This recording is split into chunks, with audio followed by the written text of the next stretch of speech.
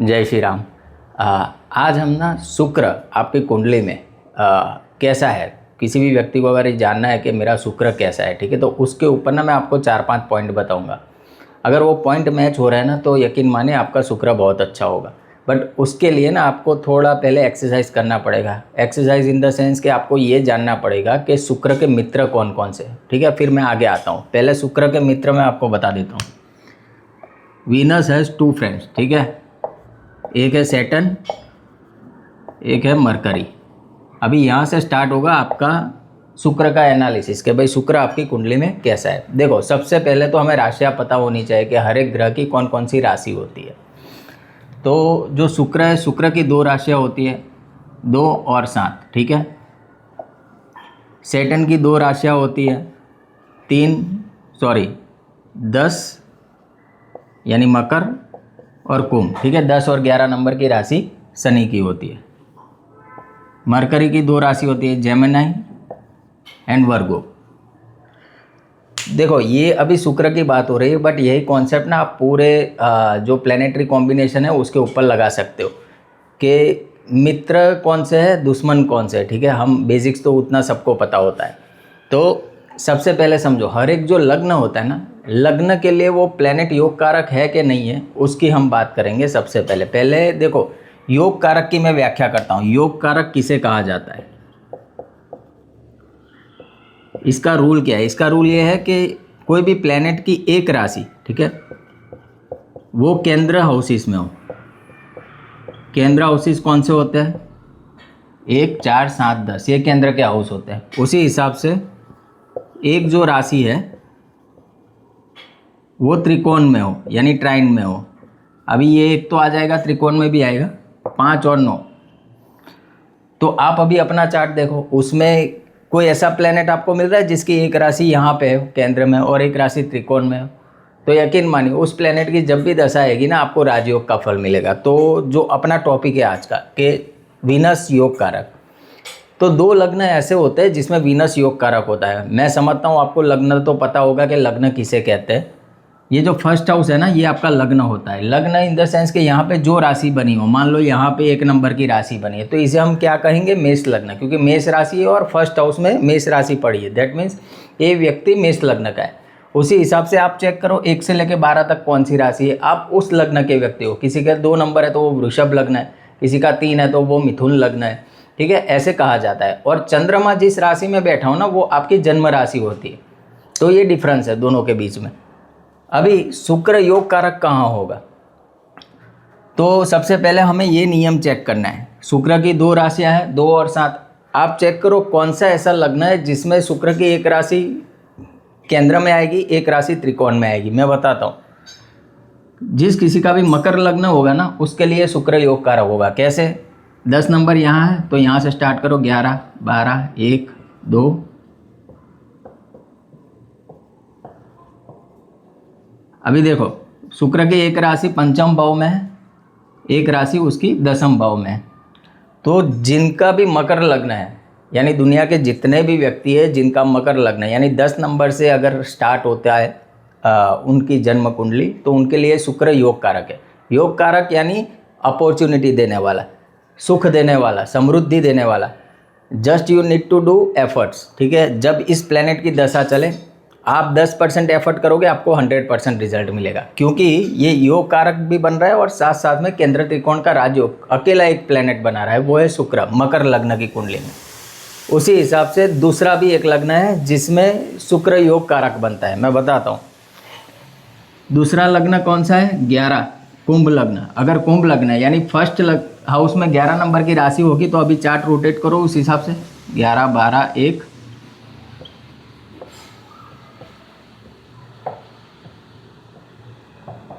देखो, जो कुंभ लग्न वाले व्यक्ति है ना, उसके 4th हाउस में शुक्र की एक राशि आएगी और 9वें भाव में शुक्र की एक राशि आएगी।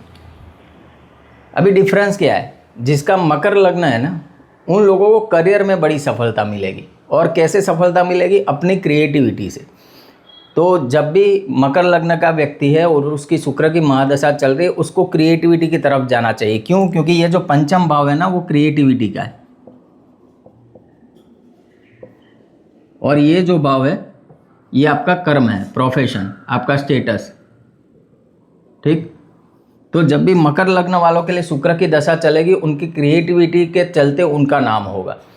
और एक पॉइंट ऐड करना है कि इस शुक्र का ज़्यादा से ज़्यादा बेनिफिट मकर लग्न वाले कैसे ले सकते हैं। शुक्र जिस हाउस में बैठा है ना, उस हाउस की एक्टिविटी करो। सपोज शुक्र आपका बैठा है, मान लो यहाँ पे बैठा है मकर लग्न की कुंडली में, वैसे यहाँ तो उच्च का ही हो गया, तो और भी बढ़िया हो गया। एक तो योग कारक, दूसरा उच्च का हो गया। वो यहाँ पे व्यक्ति क्या कर सकता है, उसका जो भी काम है ना, उसमें वो ट्रैवल ऐड कर सकता है, कम्युनिकेशन का कोई भी जरिया ऐड कर सकता है।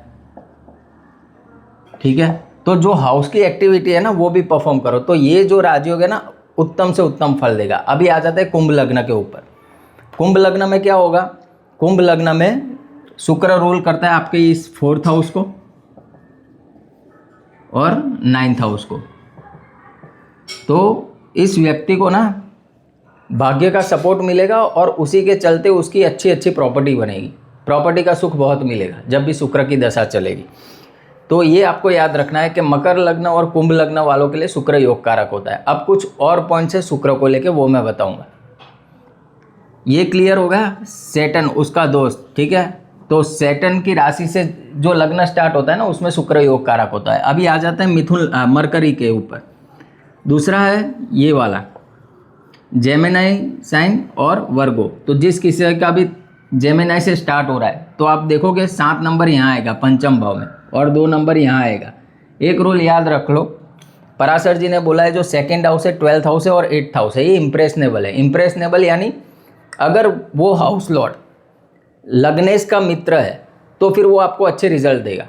समझ, वैसे 12वां घर अच्छा नहीं कहा गया, बट यहाँ पे क्या हो रहा है, जेमिनी साइन है और 2 नंबर की साइन शुक्र की है, ये मरकरी की है, तो दोनों बहुत अच्छे मित्र है। तो अभी इस कंडीशन में क्या होगा, 12th हाउस जब ऑपरेट करेगा ना, तो व्यक्ति को उतनी पीड़ा नहीं होगी, उतना दुख यानी उतने लॉसेस, उतने डिसअपॉइंटमेंट्स नहीं मिलेंगे। हो सकता है व्यक्ति विदेश चला जाए, मेडिटेशन में आगे बढ़े, योगा करे। तो ये सारी चीज़ें आपको याद रखनी पड़ेगी कि अगर लग्न का मित्र है, लग्नेश का मित्र है, तो ये आपको अच्छे रिजल्ट देगा। और पंचम भाव तो है ही अच्छा। दूसरा एक रूल पराशर जी का कि अगर ट्राइन में कोई राशि आ रही है और उसकी दूसरी राशि 2 स्थानों में बनी है, तो वो हाउस न्यूट्रल हो जाएगा, वो आपको उतना दुख नहीं देगा। तो मिथुन लग्न वालों के लिए शुक्र एक अच्छा काम करता है जब भी शुक्र की दशा चलेगी, और कन्या लग्न वालों के लिए भी बहुत अच्छा काम करता है जब भी शुक्र की दशा चलेगी। ठीक है, तो इन लग्नों में भी शुक्र आपका इंटेंशनली अच्छा हो जाता है। यहाँ पे तो 100% आपको योग कारक का वो रिजल्ट देगा सैटर्न के जो लग्न बन रहे हैं उसमें। बट मरकरी की जो राशियाँ है, मिथुन लग्न और वर्गो लग्न, उसमें ये आपको इंटेंशनली योग कारक जैसा ही फल देगा। अभी आ जाते हैं उसकी खुद की साइन पे।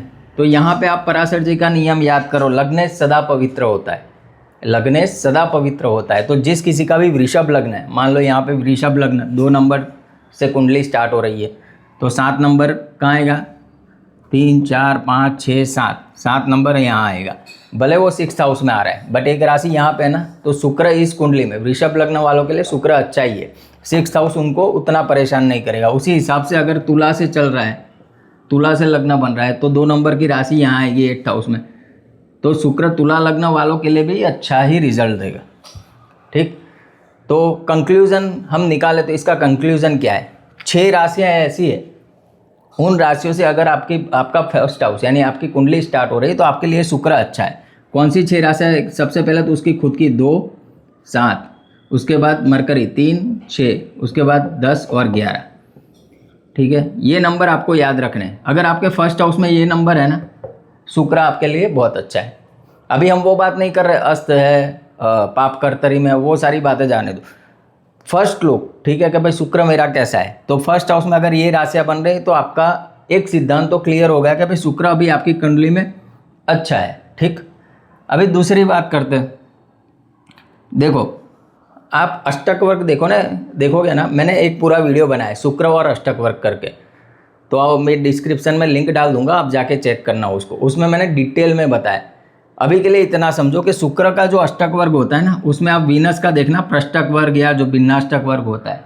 अगर इसमें सारे प्लेनेट ने 1 पॉइंट दिया हुआ है ना, हर एक प्लेनेट ने, तो आपका शुक्र अच्छा है। अगर नहीं दिया है तो ऑलमोस्ट कितने प्लेनेट दे रहे हैं, अगर मैक्सिमम प्लेनेट दे रहा है, ठीक, तो आपका शुक्र अच्छा है। तो ये था आज का वीडियो, शुक्र के ऊपर के शुक्र योग कारक कैसे बनता है। आई होप मैंने ये क्लियर किया होगा पॉइंट। आगे जाके मिलेंगे नेक्स्ट वीडियो में, तब तक के लिए सबको जय श्री राम।